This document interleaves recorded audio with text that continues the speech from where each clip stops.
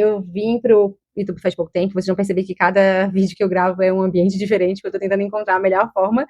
Hoje eu vou falar sobre o semáforo do comportamento, que é um pedido do pessoal lá do Instagram.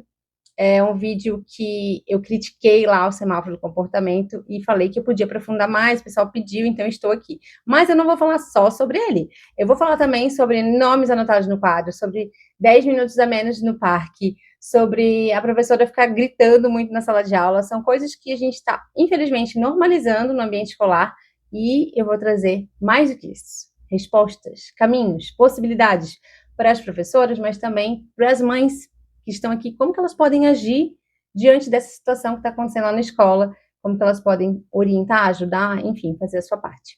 Então, antes de começar, eu quero só rapidinho dizer para vocês que, como professora, eu já estive muito tempo em sala de aula, tá? Como professora de ciências, de biologia, e aí eu sei muito bem as dificuldades que é estar lá naquele ambiente, tá? Então, eu já tive turma de 30, 40 alunos, já passei meu dia entrando de sala em sala, né? Porque às vezes a aula de 40 minutos, depois 40 minutos, 40... Então eu sei muito bem essa realidade que muitas vezes é muito desafiador e lidar com esses comportamentos na sala, muitas vezes, para mim, pelo menos, era a parte mais difícil do meu dia. Não era saber ensinar aquele conteúdo, mas lidar com todo o contexto, né?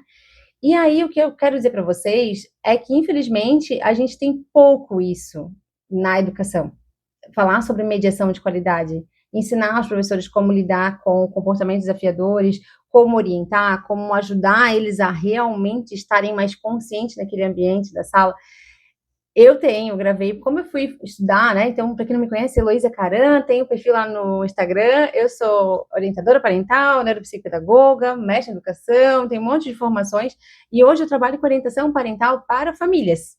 Essa é a minha função hoje, todos os dias, fazendo orientação através do online, tá? Então, tem lá famílias que eu acompanho semanalmente, famílias que eu acompanho quinzenalmente, e tenho a intenção aí de estar montando os grupos de comunidades de mães também, tá? O que eu posso dizer para vocês? Tem-se um hábito muito ruim na escola, e isso está muito presente na sala dos professores, inclusive, de o professor que tem o silêncio da sala ser super valorizado. Então, assim, ai, porque a minha sala é silenciosa. Gente, silêncio não tem relação direta com a aprendizagem. Ao contrário, se esse silêncio ele for conquistado, digamos assim, através de punição, através do medo, através da repressão, essa criança está paralisada. Ela não consegue aprender porque ela está ali segurando o corpo dela, mesmo com toda a dificuldade que ela tem de fazer o controle inibitório, o controle do corpo, né? Então a cabeça está lá longe, mas está em silêncio para manter aquilo que o professor está achando o máximo. Então, o silêncio não tem relação com o aprendizado? Ainda se valoriza muito uma sala silenciosa.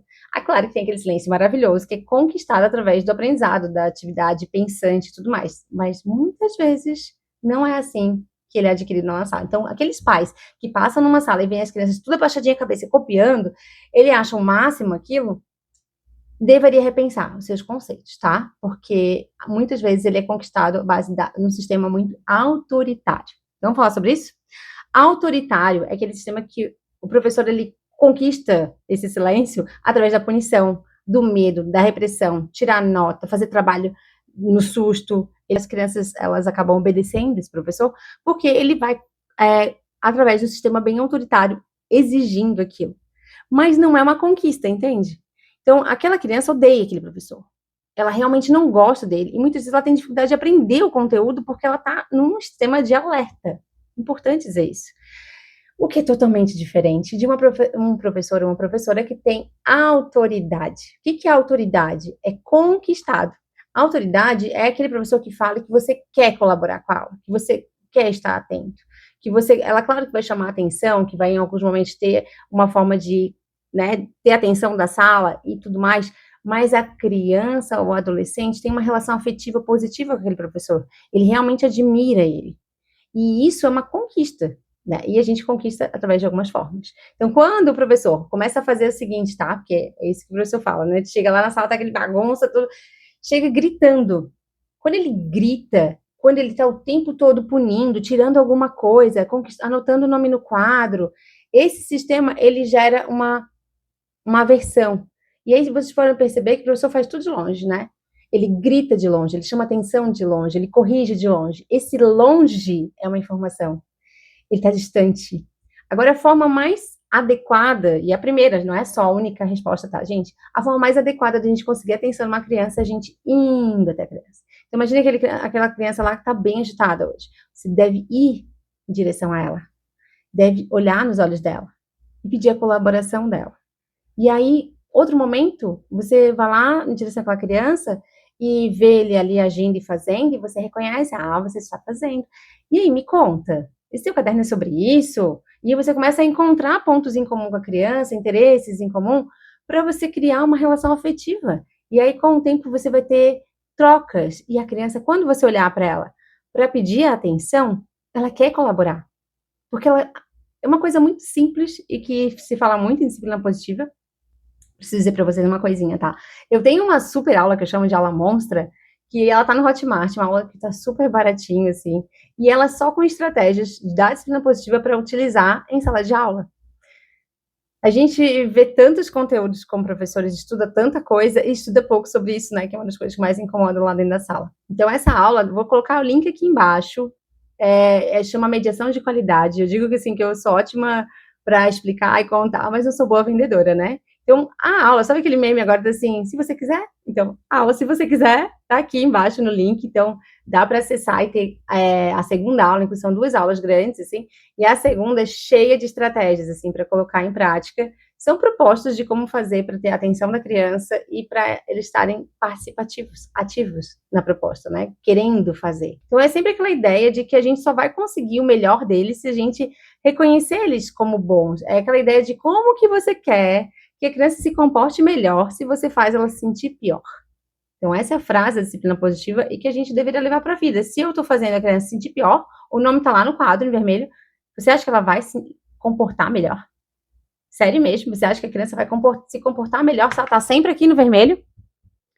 Né? Então, vamos falar sobre esse semáforo aqui, tá?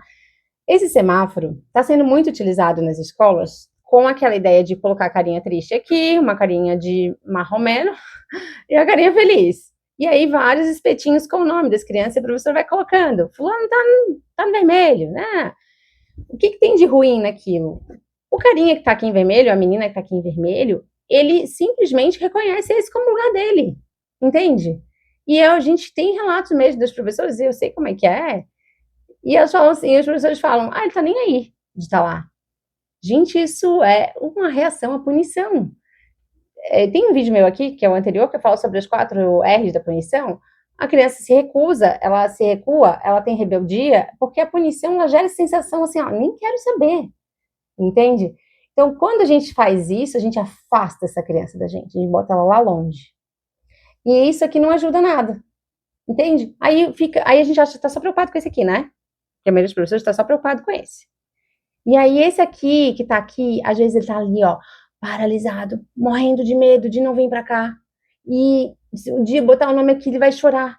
Entende? Porque a reação nessa sala, esse contexto todo, vou imaginar um monte de nomezinhos de crianças aqui, não vai ser só esse que vai ter prejuízo, esse aqui também. E esse aqui tá no amarelo, tá ali, morrendo de medo de. Então, tu tá segurando uma sala, o comportamento de uma sala através do medo.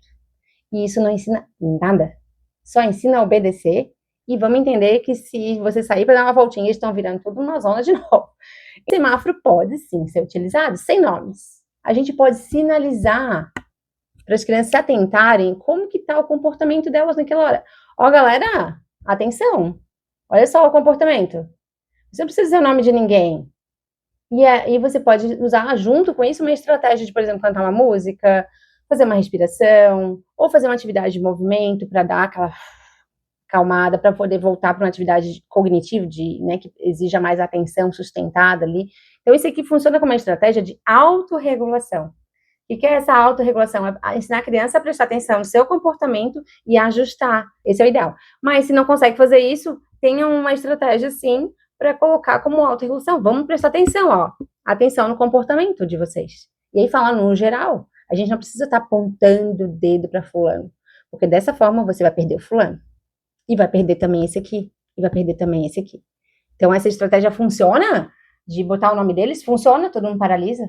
Mas será que ajuda de verdade? Ensina de verdade?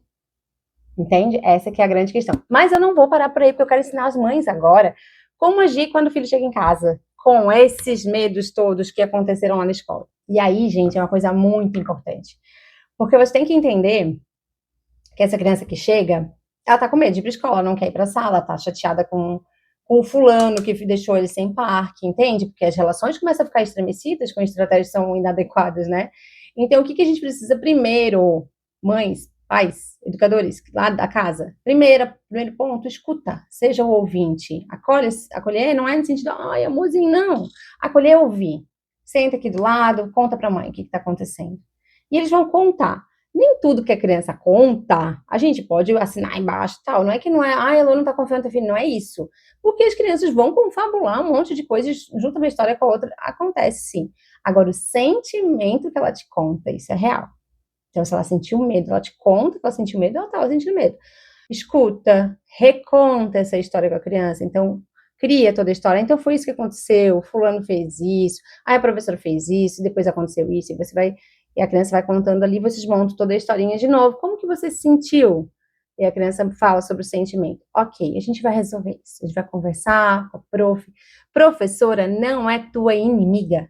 Esse é o terceiro ponto. Então, assim, primeiro vai ouvir, segundo é recontar a história, o terceiro ponto é, por favor, gente, professora não é inimiga, ela é a ponte para levar o teu filho a mais conhecimento, mais informação. Ela não pode ser tua inimiga. Então, nesse momento que vocês nunca verbaliza para uma criança que não gostou da atitude da professora, ou que a professora não é legal, ou que ela é ruim, não. Vocês têm que ser justamente a pessoa que vai fazer essa criança ter uma boa relação com esse professor. Isso se alimenta através das nossas palavras, do nosso jeito de agir. Então, se a gente quer, olha só, se a gente quer crianças mais cooperativas com a sala, que a gente quer que eles aprendam a se regular e cooperar, a gente tem que agir da mesma forma. E como que eu, mãe, posso cooperar? Eu posso buscar a escola, buscar a coordenação e falar sobre o que está acontecendo, falar sobre essas emoções que estão chegando em casa e dizer como que a gente pode resolver isso. Então, acho que é muito importante deixar bem claro o que está acontecendo, o que está te incomodando, e a escola tem sim essa postura de buscar formas de resolver isso. E uma das formas de resolver isso é a escola buscando orientação parental, é buscando mediação de qualidade, né? É estudando essas áreas. Então, elas vão dar mais prioridade também para, na hora de escolher os profissionais que vão estar lá, fazendo formação de professores, ter profissionais que trabalhem com isso. Então, porque a gente, às vezes, percebe que como isso não aparece como demanda para a escola acaba deixando isso de lado, né? Só que a gente não pode mais normalizar esse tipo de conduta dentro da sala de aula, de grito, de ameaça, de punição, de colocar uma criança no meio da roda. Gente, já vi coisas horrorosas dentro de escola. E quando a gente está lá dentro como professor e vê um colega agindo dessa forma, vê as gritarias, né, que podem acontecer, dá vontade de agir, só que como escola ali fica muito difícil, né? E é muito importante que os pais se posicionem mesmo e vão buscar. O que muitos pais fazem, e eu tenho relatos ali no Instagram de muitas famílias falam isso, né? Que os pais entendem que ter essa postura firme e agressiva e punitiva e autoritária, vamos lá, botar bem no lugar, é bom para a criança, que isso estabelece limites. Mas se fosse bom, né, a gente não estaria falando sobre isso aqui. A gente sabe hoje que para aprender a criança precisa de segurança, ela precisa estar relaxada, precisa estar tranquila. Pode ser que algumas crianças consigam aprender nesse ambiente sob pressão, mas não todas, não a maioria. E a gente precisa explicar que às vezes chega lá no espaço de atendimento uma criança com muita dificuldade de aprendizado e a gente vai ver que é uma criança que está travada naquele ambiente escolar, porque ela realmente tem medo daquela condição. Gente, tem várias histórias assim, eu poderia ficar um tempão contando as histórias, mas vamos fazer o fechamento aqui? Então, se você gosta de conteúdo assim, e acha importante que a gente fale sobre isso, sobre orientação parental, como que funciona, como que a gente pode ajudar dentro da escola, pode ajudar crianças com dificuldade de aprendizagem, ajuda, né, muita coisa. Então, eu peço para que você realmente se inscreva no canal, porque isso ajuda a plataforma aqui a entender que esse conteúdo é relevante e entregar para mais pessoas. Curte esse vídeo ali, faz um likezinho, que é muito importante, e encaminha para quem você acha que vai realmente gostar desse conteúdo e vai conseguir colocar em prática muita coisa. Tem vários vídeos aqui que eu falo sobre o pulo do gato, como agir diferente, como sair do tradicional. Então, fica aqui comigo, tá? E se você é professora, viu esse vídeo até o fim, entenda que eu te entendo, porque eu já estive muito, muito tempo no ambiente, e muitas vezes ambientes muito difíceis também, mas eu sei que o tempo que a gente perde chamando a atenção poderia ser um tempo de tentar aproximação com essas crianças, tá? Então, vamos tentar pensar diferente. E eu tô aqui para isso, para mostrar formas da gente estar fazendo isso, tá bom? Beijo grande. Semana que vem tem mais vídeo. Fiquem comigo. Até mais.